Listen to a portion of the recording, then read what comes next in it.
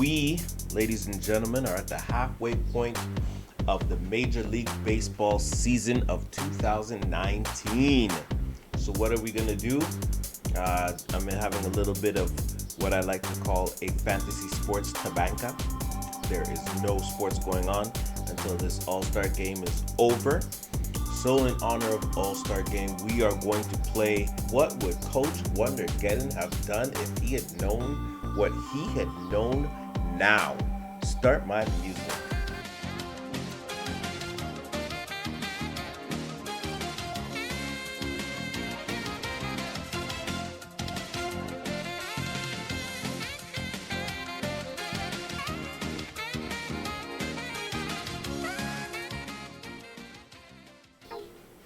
Thanks for watching yet another episode of Coach Wondergeddon. I am your Coach Wondergeddon. Thanks for watching. We are going to talk a little bit of baseball today, and then we're going to talk about a topic that I started last week that I am going to talk about after. It is the war at the Staples Center, the city of Los Angeles basketball, and we're going to talk about baseball now. We're at the halfway point of the Major League Baseball season 2019, so I think it's only fair that I do my all-star list. I made an all-star list, I compiled it. If I had known what I had known now, this is the team that I would have drafted. Now, obviously, this is me judging. This is what I think should have happened. Anyone could debate these with me, but let's be honest with you. Let's be honest. Debating with me on this, not when I give you this list. This is what I would have drafted. Each position. Let us begin. Now, if you're in fantasy basketball, if you're in fantasy baseball, you know that probably one of the most annoying positions to draft for is the catcher. What I would have done to rectify that situation is I would have chose this guy.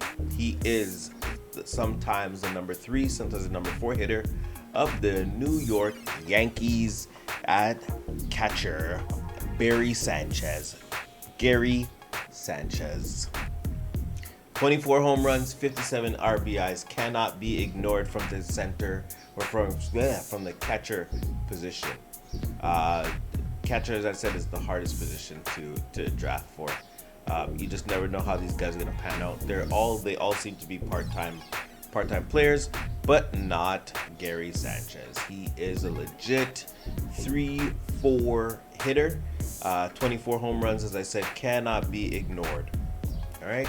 At first base, I would have chose Cody Bellinger from the Los Angeles Dodgers. He's their number 4 hitter. I mean, these numbers are gaudy.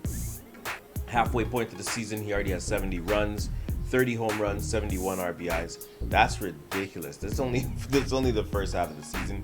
He literally has another half of the season to duplicate those numbers, meaning that potentially you're looking at a 140 with 60 home runs and 142 RBIs. That's ridiculous. If he does pull that off, and he can't pull that off because his team is pretty stacked, he always has a lot of guys on base for him. As I said, 30 home runs, that's ridiculous. He's on pace for 60 home runs, and that's crazy. Obviously, that's my first base. I can't see anybody else first base that's better than him right now.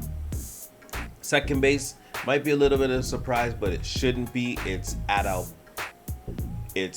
Adalberto Mondesi from the Kansas City Royals. He's the number 2 hitter. A lot of the numbers might look average, but I want you to take this in that this is for fantasy league purposes, which means that you got to look at somebody who has 28 stolen bases, far and beyond the best among the second basemen. And he also has 9 triples. If you have 9 triples, you are winning those categories almost every week. If you're getting what looks like about 1 a week triples from him, and that's only one player, I would suggest that he is the best second baseman that we have in fantasy league baseball. Okay, shortstop, we are looking at Eduardo Escobar. He's sometimes 3, 4, 5 hitter with the Arizona Diamondbacks. 18 home runs, 67 RBIs. He's hitting almost 300. He's about 296 average. Yeah, obviously you want to get a guy like that who's always looks like he's knocking people off base. That's what you want. Number 3 from the Boston Red Sox, it is Rafael Devers. You're looking at 69 runs, 25 doubles, 62 RBIs. That's coming from a third base. I mean, you got some other guys that are in third base. Offhand, I would say Manny Machado, for example. Stat-wise, if you're looking fantasy league, though, you wanna draft him over Manny Machado. My outfield goes like this. Left field is going to be Christian Yelich. He is the number 2 guy from Milwaukee. He is nuts. 66 home runs, 31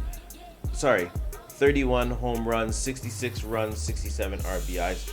He's a terror on the diamond. He's just everywhere, picking up numbers like crazy. If you have him on your fantasy league, you are happy, very, very happy. Okay, at center field, obviously this shouldn't even be a question, from the Los Angeles Angels this time. Number 2 hitter, 71 runs, 28 home runs, 67 RBIs. Obviously, talking about Mike Trout. Mike Trout, best center fielder I think we've ever seen in baseball. And right field is going to be Whit Merrifield from the Kansas City Royals. He's their leadoff hitter. 62 runs. This guy has 25 doubles and 30 home runs. That's also pretty ridiculous. That means he doesn't even hit singles. This guy is just hitting doubles. If you're in a fantasy league and you're getting somebody who's hitting more doubles than singles, it sounds like a problem, but it's a good problem to have, because that usually means that you're winning the doubles portion. Okay? If I was to choose a pitcher right now, Cy Young, I would be choosing Charlie Morton. Charlie Morton plays for the Tampa Bay Rays. This guy was like 17-3 last year, something like that. Right now he's 10-2. I chose him over Max Scherzer and Garrett Cole for the amount of losses. They both have about 5 losses so far this season. Charlie Morton only has 2. He also only has 37 walks and struck out 142 batters. That is crazy. If I drafted this team, I would have been in first place in my fantasy league, but I didn't. So I'm only in 4th team. I'm only in 4th place. And you know what? If you're out here laughing, just remember, you didn't draft this team either, and my team's probably still better than yours. So here it is, folks. Part 2, or I should say chapter 3. This is actually, I'm going to call this an arc. This arc of the war of the claw. I'm not even going to call it the claw. This is just going to be the War of Los Angeles, guys. The War of Los Angeles. This is why Kawhi left the Raptors as a dragon and came back to the Clippers to defeat the Lakers, who is known as the number 1 team in Los Angeles. 2 people came to save the other team and make them become the main team. We're talking about Los Angeles Lakers versus the Los Angeles Clippers. I'm not even going to talk about San Francisco. I'm not even going to talk about Golden State. Golden State will be done on another time. Right now, we're talking about the battle in the Staples Center. Who do you have? Do you have the Lakers or do you have the Clippers? Somebody tell me who you have. I'm going to break this down. Top 6 positions, the ones that I think are the most important. And I'm going to say who has the advantage at the end of this. So we're going to start at point guard. Now, granted, guys, before I go into this, let me just say one thing. The Lakers have a pretty unique team. They can start a whole bunch of different lineups, that I don't think the Clippers are going to be able to move around pieces the way that the Lakers have. That being said, the starting lineup that I am going to put versus the Clippers, as in the Lakers lineup, might be a little bit different from what I think it's going to be. So what I have the Lakers starting lineup as is Rajon Rondo at the point. I have Danny Green at shooting guard. I have LeBron James at small forward. I have Anthony Davis at power forward, and I have DeMarcus Cousins at the 5. And my 6th man for the Lakers is going to be Kyle Kuzma. That could be wrong. I've heard rumors that Rondo is not going to be starting and that LeBron might actually be running the point for this team.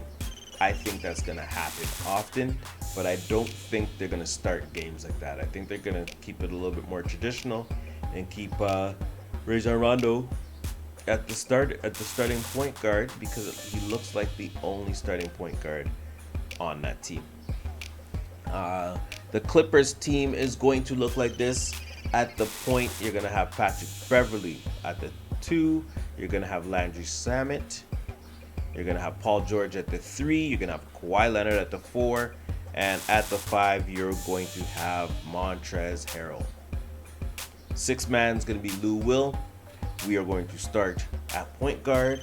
Point guard is Rajon Rondo versus Patrick Beverley. I am giving the edge to Rondo due to his position on this team. He's going to be asked to be a playmaker. I think he's going to be an excellent playmaker. He has enough options, so many different ways to score, so many different people to pass to. I think he could pass to any of the other 5 guys on the top 6, and they are going to score a lot of buckets for him. I think he's going to get a lot of assists, and as long as he stays healthy, he might actually be a pretty important fantasy piece. He doesn't turn the ball over too often, and obviously he's going to be surrounded by LeBron and Anthony Davis, DeMarcus Cousins, Danny Green. So I'm going to put Rondo over on that specific competition. Shooting guard is going to be Danny Green versus Landry Shamet.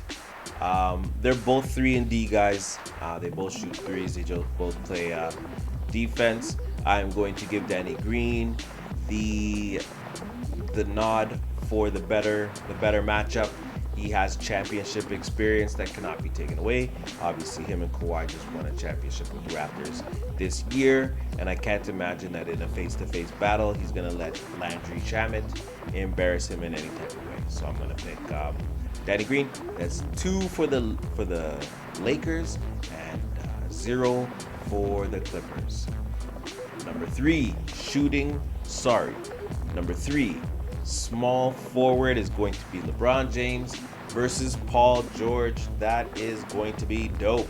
I give the advantage to LeBron because he's LeBron. He's proven to me more than Paul George. But I will say that out of most people in the league, Paul George is going to strap up LeBron better than anybody else, except for maybe this one, which is this matchup. P.S. That's 3 for the Lakers and 0 for the Clippers as far as the matchups. Number 4 is Anthony Davis versus Kawhi Leonard. Anybody else in the NBA, I'm going to give the advantage over Anthony Davis, but I cannot do it right now. It is going to be Kawhi Leonard over Anthony Davis. Kawhi has shown that he is a big-time performer. He carried the Raptors through the playoffs and into the finals and into a championship. I have yet to see Anthony Davis carry a team anywhere past the first round. So I'm going to give that to Kawhi Leonard. Yeah, that's pretty obvious. Anybody else, Anthony Davis is probably going to win. He is a stat monster. He's the type of person that you want to have on your fantasy league because he's going to give you a little bit of everything. But guess what? So will Kawhi Leonard, and he'll do it with less shots. So I'm going to give Kawhi Leonard the advantage. At center, DeMarcus Cousins, Montrezl Harrell. I'm going to give it to Montrezl Harrell DeMarcus Cousins will have to show me that he could do everything that he was able to do all over again. Unfortunately, that's what happens with injuries, man. You got to come back and you got to prove that you are still what you were. And a lot of times people have come back and not been able to prove that what they are. So I got to give it to Montrezl Harrell. I know what he's about. I know he's going to get a lot of rebounds. I know he's going to play tough defense. And I hope that DeMarcus Cousins is able to play tough defense too when he's fully 100%. I know he came back in the playoffs. I'm still not convinced of the 100%. I'm hoping that this summer is going to give him enough time to come back to 100 and play like the DeMarcus Cousins, like the boogie that I know and appreciate. Last six man, I got Kyle Kuzma versus Lou Williams. I have to give the nod to Lou Will. That's the sixth man of the year. I think out of everybody on this Lakers roster, I think Kyle Kuzma is going to have the hardest time finding out what he is. Lou Williams knows what he is. He's won championships. Sorry, not championships. He's won awards for being what he is, which is the sixth man. He knows he's a sixth man. He's not coming onto the court thinking that he should be starting like a Kyle Kuzma, who does not have as much experience as most of the other players as any of the players on his team, and he's probably gonna have to figure it out. Probably the same way that Jaylen Brown had to do it last year with the Boston Celtics. So it looks like 1, 2, 3 for the Clippers, and 1, 2, 3 for the Lakers, which meant that all this conversation, and we still don't know which team is better. There's not even a better team on paper. I have Rondo, Danny Green, and LeBron James over Patrick Beverley, Landry Shamet, and Paul George. But I also have Kawhi Leonard. I have Montrezl Harrell, and I have Lou Williams over Anthony Davis, DeMarcus Cousins, and Kyle Kuzma. We have solved nothing today, folks. We have solved nothing. I don't know which Los Angeles team is better. And can you imagine I tried to put the Golden State Warriors in this conversation too? We would have had even less to talk about. At least I know that which one would have been third if I put the Warriors in. No offense, guys, but you're a little bit injured, and I can't see you guys catching up to these two, at least not until maybe 2020 or 2021. And that's it. We don't know what's going to happen. I wish you guys the best, but even with D'Angelo Russell, I'm not too sure you guys can compete with these Staples Center animals that we've got. All right, and that's what I think. I think it's gonna be a tie. How about that? Raptors win next season too. So, ladies and gentlemen, what exactly did we learn today? We learned that Major League Baseball is long, but the All-Star Game is fun. There's a lot of great players in the league, a lot of different positions in the league, which makes it very fun for fantasy. Obviously, as I said, I'm looking at the roster, and I think I would have won if I chose all these people. Cody Bellinger is an animal. If for some reason he's still out there, pick him up. Christian Yelich, Mike Trout. I named off all these guys. I didn't name a relief pitcher. I think we're gonna leave that for you guys to discuss if you feel like it. I don't really like discussing relief pitchers because it's really the hot hand at the time. Charlie Morton, I think, is gonna be a Cy Young winner, and I have him as my pitcher, and he's a pitcher in my league as well. Also, what else have we learned? We learned that the story, the arc of the War of Los Angeles, the Staples Center battle, we learned that right now on paper it looks like it's going to be a draw. We're going to have to watch this whole season. We're going to have to mark out some of these games. We're going to have to talk about some more Los Angeles teams because it's kind of stacked down there. I did not even talk about Sacramento. Sacramento Kings are going to be a really good team. They have my boy, whose name I can't remember right now for some silly reason. We're going to talk about them. You know what?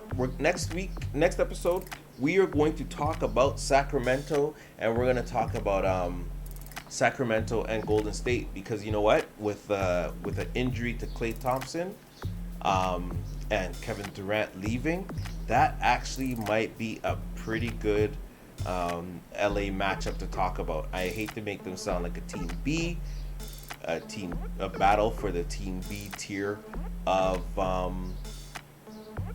the Los Angeles basketball. But you know what? I think that's what we're gonna do next week. So that's all I got today, guys.